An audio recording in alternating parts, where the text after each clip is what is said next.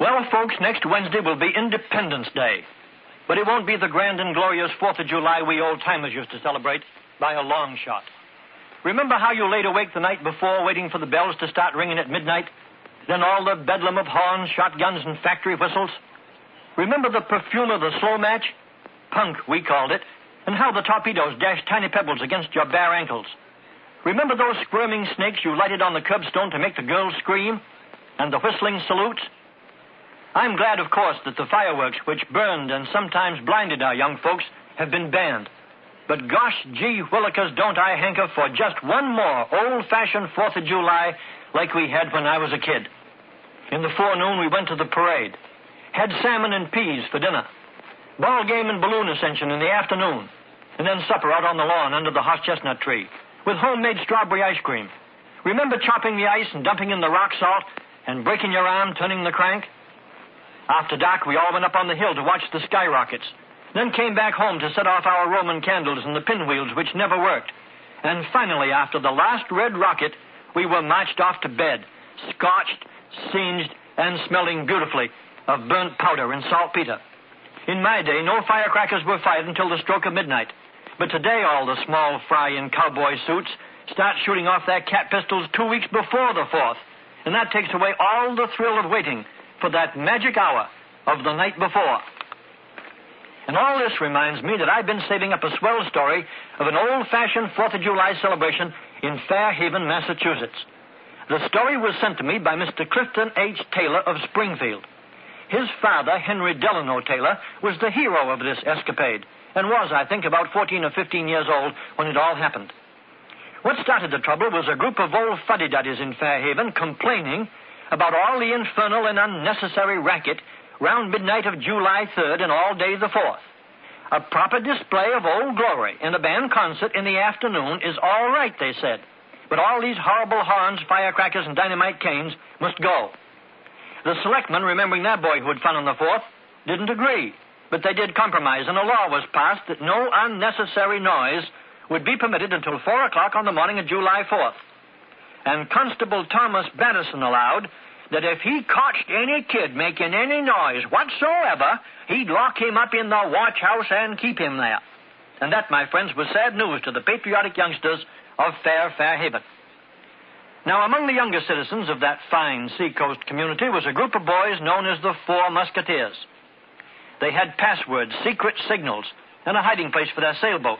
And on this particular evening of July 1st, they met in Robber's Cave to decide whether to celebrate the 4th by a discreet display of the American flag or shoot the works as usual. 13-year-old Walter Jenny piped up, "It ain't fair to take away all our fun. Let's make some big bombs and set them off at 12 o'clock. And Henry Delano Taylor, whose grandfather 6 times removed was also the grandpappy 5 times removed of Franklin Delano Roosevelt, said, "Well, if you fellows really want to do it, I'll appoint some committees. Freddie Bradford will have charge of loosening the boards in Mr. Ely's fence so we can get through the backyard. Charlie Kempton, you'll fill the dark lanterns and have them ready. Walter Jenny will see that we have sandwiches, and I'll furnish the powder and the chemicals to make the bombs." Now, I'm not going to tell here what went into those homemade bombs because some of you smart fellows might try it and blow the house up. But I will say they were super-duper noisemakers, and they had fuses of varying lengths. Some burned for 3 minutes, some for 5. And the big bomb that was to be placed under the old wharf and lighted at 8 o'clock had a 4-hour fuse. That one was a blockbuster. Before the meeting adjourned, Henry Taylor went over the special signals. 1 quick flash of the dark lantern meant coast is clear, go ahead. 2 flashes meant report to headquarters at once. 3 flashes meant the cops are coming, keep out of sight. And if the lantern was swung in a wide circle, it meant run for your life, we are surrounded. Well, in the next 48 hours, the Four Musketeers built 50 good-sized bombs. And under the cover of darkness, they were hidden around town where they would do the least harm and make the most noise. A couple were put under the constable's sink spout, 3 were placed behind the schoolhouse, and 10 big bombs were planted at intervals along Main, Center, Union, and William Street. Henry Taylor told the Musketeers, "I think it would be wise if we disappeared for a few days. So let's meet at the livery stable tomorrow morning at 7:30. Bring your old clothes and something to eat." Well, the boys were at the stable the next morning with their tent, blankets, lunch baskets, and fish poles. And they hired old Joe Bunting to drive them over to Pope's Woods Why, they said they were going to camp out. When Joe heard that, his jaw dropped a foot. Ain't you fellas going to be round town for the fun the night before the 4th? What fun? Yeah, who wants to wait till daylight to set off firecrackers? We're going into the woods this time and camp out. Joe couldn't wait to get back to town to tell Constable Batterson, well, I guess you ain't got nothing to worry about this year. Them harum-scarums of Henry Taylors have gone into the woods for a week, took a tent and everything. Now, the parents of those 4 Fairhaven musketeers were glad to have the boys go camping.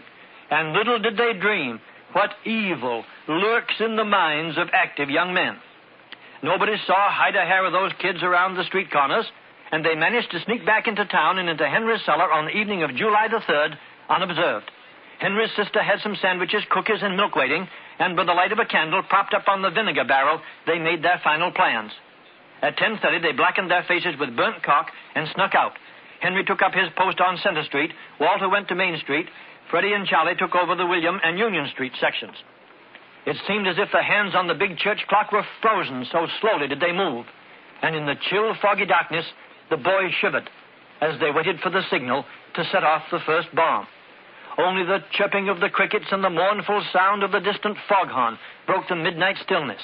And then, at 10 minutes of 12, Henry flashed his dark lantern, and out the kids crept to ignite the bombs, which they hoped would usher the 4th of July into Fairhaven in a fitting, proper, and patriotic manner. And in this, they were not disappointed. Old Constable Batterson, standing in the shadow of the post office doorway, had a hard time to keep awake. Wearily, he watched the hands of the clock reach 12 and slide past. And forgetting that the ancient timepiece was always a few minutes fast, he said under his breath, "Midnight, and not a single firecracker." The words hadn't left his lips when a terrific explosion shook the waterfront. Windows flew open, heads popped out, men started running, and he ran too. But before anyone reached the wharves, the first of the 10 bombs on Main Street let go. Shingles flew off a shed roof, loose window panes tinkled to the sidewalk. Chief Batterson blew his police whistle to bring the reserves, but at that moment, the bombs behind the schoolhouse blew up, to be followed by similar blasts on Union and William Streets. Now the town of Fairhaven was in an uproar, and everybody who could walk was up and out, running, shouting, and asking questions. As the constable passed his own house, 2 more bombs exploded, almost made him swallow his front teeth.